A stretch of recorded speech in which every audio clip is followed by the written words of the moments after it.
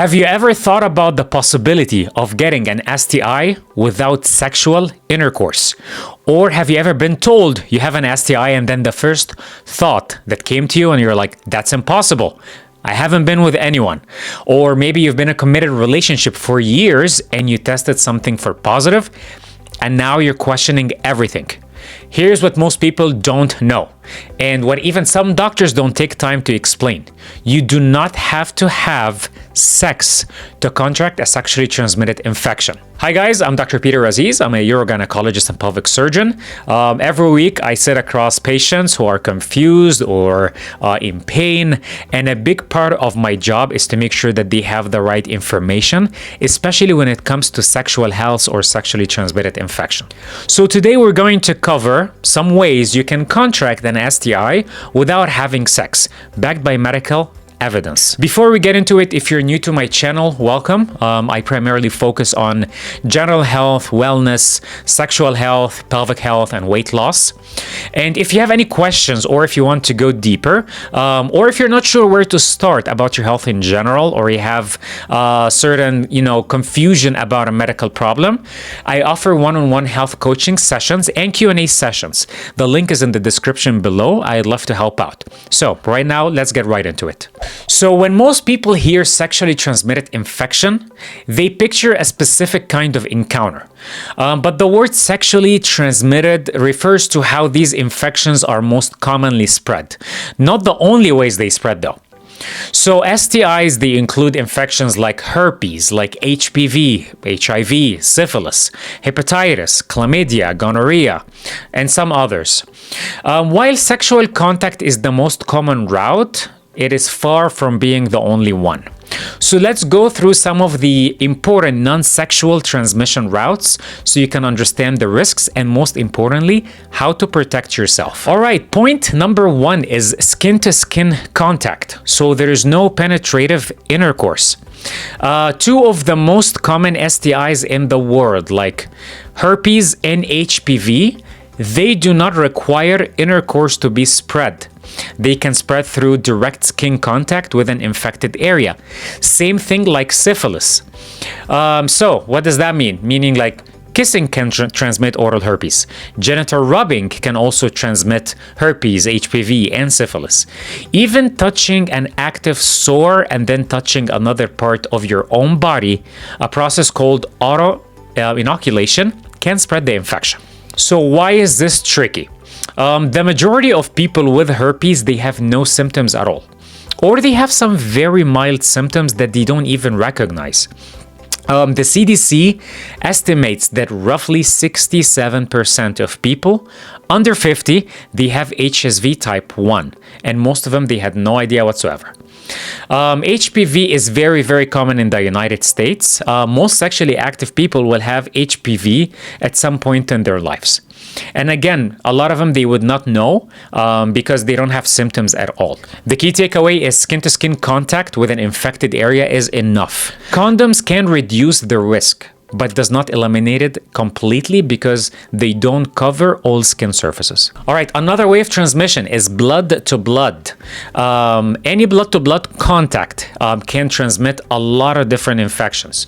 So like what? Like HIV, like hepatitis B, hepatitis C. All of those are blood-borne viruses, and they can be transmitted through any contact between infected blood and your blood. So what does that mean? Sharing syringes or needles, even once, even briefly. Needle stick injuries. This is a real risk for healthcare workers. Sometimes tattooing or body piercing if it's not done with sterile equipment. Sharing razors or nail clippers if there is blood involved, because sometimes there are cuts when you're using these things. Hepatitis C in particular is highly efficient at spreading through blood. Even tiny invisible amount on a shared surface can remain infectious. This is why if you're getting a tattoo or piercing, always ask and make sure that the equipment is new and sterile. If you cannot confirm that, then please walk away. Third point to get an STI is mother to child. We call it a perinatal transmission. If a woman is pregnant, the baby can actually be infected with the disease, either that during the pregnancy or during delivery.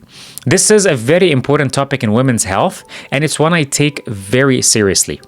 Why? Because it can happen without knowing during pregnancy, or if a woman knows that she has a disease and doesn't report it, or if she doesn't know, it can happen during actual delivery or during breastfeeding.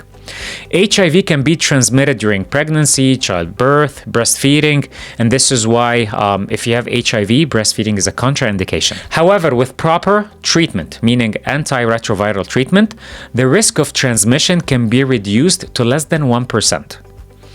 Also, herpes can be transmitted if a woman has an active genital outbreak at the time of delivery. The baby can be infected during passage through the birth canal. Neonatal herpes is a very serious condition. This is why women with a history of herpes, they're closely monitored, and if they have symptoms like the prodrome or they have an active outbreak, they would recommend a cesarean section. Also, diseases like syphilis. There's congenital syphilis in the newborn, which can cause severe organ damage. Chlamydia and gonorrhea, they can be transmitted during birth and can cause pneumonia or lung infections, eye infections in the newborn. This is why newborns, they receive antibiotic eye drops at birth in most hospitals. All right, point number 4, and this is actually extremely important, is oral transmission. Something like oral sex. So oral sex is not the same as penetrative sex, but it can absolutely carries STI transmission risk.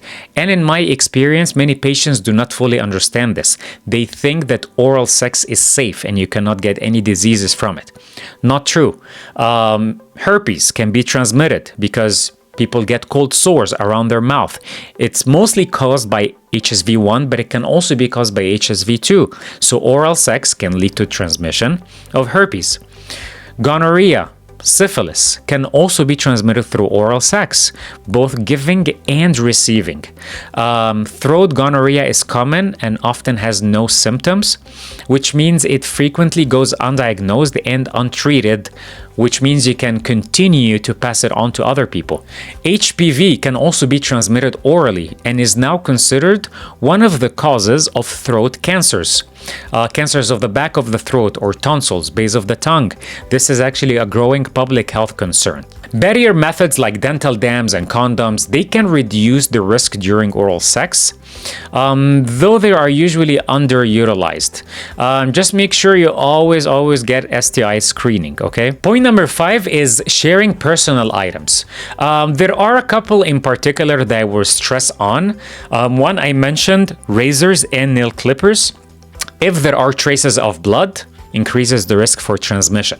The other thing that I've been seeing more recently is sharing sex toys without proper cleaning between partners, or without using a new condom on the toy for each partner. This can transmit herpes, can transmit HPV, trichomonas, maybe even chlamydia or gonorrhea. So before I wrap this up, I want to address something that I just think is as important as the transmission route itself, is the stigma around STIs. That causes real harm. Every week I see patients who delayed seeking care because they were embarrassed or they were dismissed by their providers because the assumption was made that they have been sexually irresponsible, or who are in significant distress because they cannot explain how they contracted something, and no one will help them figure it out. Here is what you need to know. STIs do not define your character. They are medical conditions like anything else, and majority of them are treatable. And even the ones that they seem very severe, they are very manageable and preventable when you have the right information. There are also 2 clinical realities that complicate diagnosis. Number 1, latency. What does that mean? Many STIs can remain asleep in your body for years before producing any symptoms or even a positive test results. Herpes can be latent indefinitely in your body. HIV is often missed. HPV persists for years. Second thing, testing windows. Most STIs, they have a certain window period in which an infection is present but will not show up on a test. So testing too early can produce a false negative. So if you had a potential exposure, make sure you talk to your provider because they will tell you the exact times that you have to test. The bottom line is, if you've had any kind of exposure, anything that we discussed today, please talk to your doctor. Be honest because you deserve accurate information. Keep in mind, knowledge is protection. The more clearly you understand how infections spread, the better equipped you are to protect yourself, protect your partner, protect your loved ones, and have honest and productive conversations with people around you. If you found this video helpful, please like it, share it, subscribe to my channel. You might be helping someone who desperately needs this information and doesn't know where to find it. And again, if you want to talk directly with me, I offer health coaching sessions, Q&A calls. The link is in the description below. I am here to help you. Thanks for watching. I'm Dr. Peter Aziz.